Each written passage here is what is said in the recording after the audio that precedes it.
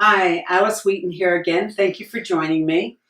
I'm happy that you want to know how forgiveness and imperfect forgiveness can impact your wealth, your career, your promotions, and your ability to become a high achiever and, of course, move into leadership. As you know, when we talked before about what we do, how we feel about others, it's all stored somewhere. We can't really be resentful towards someone without it showing. And in the last video, I talked about how when we learn to become more neutral about what happens to us and the events in the past caused by the miserable bastards, what happens is that we relax, we feel better, and our age rolls back at least 10 to 15 years. So today we're going to talk about how forgiveness impacts your promotion. And a large part of that is one of the four forgiveness, of course, is forgiveness of self and forgiving others. And oftentimes people around us that have caused some sort of hurt or pain don't even know that they have caused us that. And so we have to be in relationship with them or in contact with them at work, all the while bearing hurt and pain towards them. But you know what? There's a process we can go through so that in the moment, whatever happens in the moment, we're able to dismantle it and become completely neutral. When we're completely neutral, it doesn't mean to say we don't care. It doesn't mean to say we don't have boundaries. It doesn't mean to say that we don't stop people from hurting us or from disrespecting us.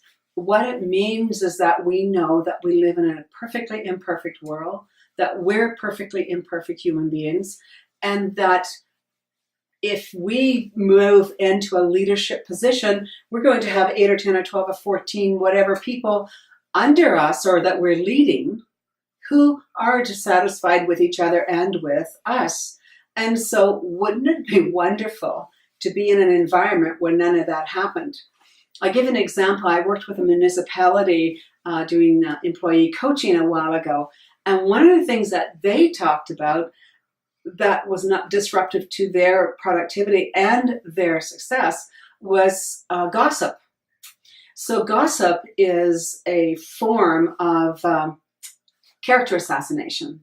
And so what happens is that when we gossip about other people, we are participating in the fear-mongering that goes on. And of course, resentment by the other people then is perfectly natural towards us. So what would it be like to live in an environment where we were the one person that didn't feel resentment, didn't have a need to criticize, complain, and gossip?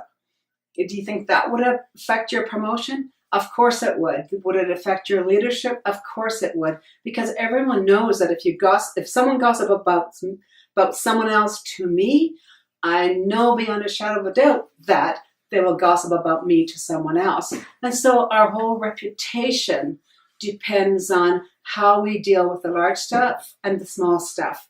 And if we can forgive the big moments, and we can forgive the small moments, the big infractions and the small infractions, none of them should have an impact on our professionalism. Well, let me just take you over to that flip chart again, where I'll show you what I mean.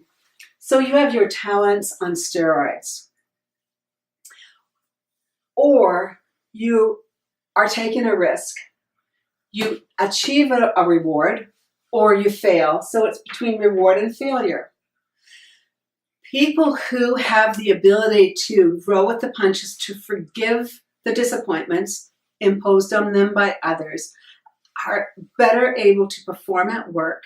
They are easier to promote because they're easier to be around. And that's why a lot of people tell me, Alice, I am smarter, I am more competent, I get more done than the guy who got promoted. What is that about? And so then we talk about presentation at work and how they are with others and their attitudes and their belief and their knowledge. And we find out that it's not always their knowledge and skills that get people promoted. It's oftentimes their ability to flow with others, meaning they have the ability to be neutral when bad things happen. And so what happens is that there's a risk and there's a reward, or there's failure. And of course, if it's failure, without the ability to move through that experience and forgive it, even 1%, what happens is that we retreat.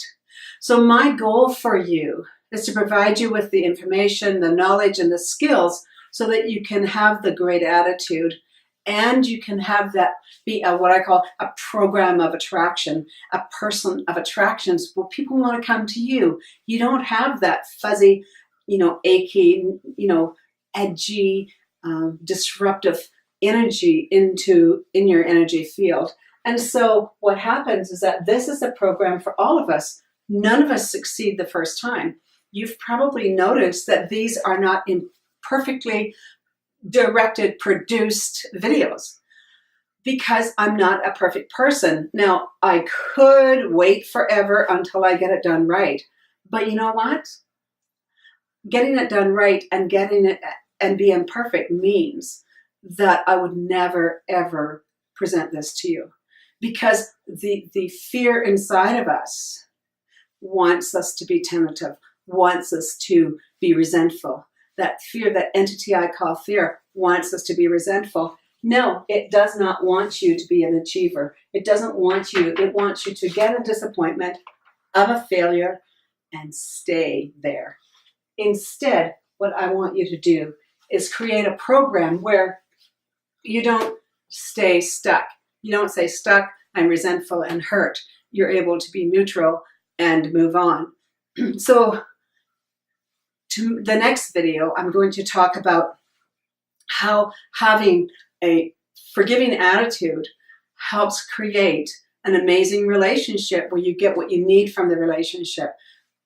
Each person gets what they need: the love, the affection, great sex, and an unimaginable contentment with each other where you never get bored.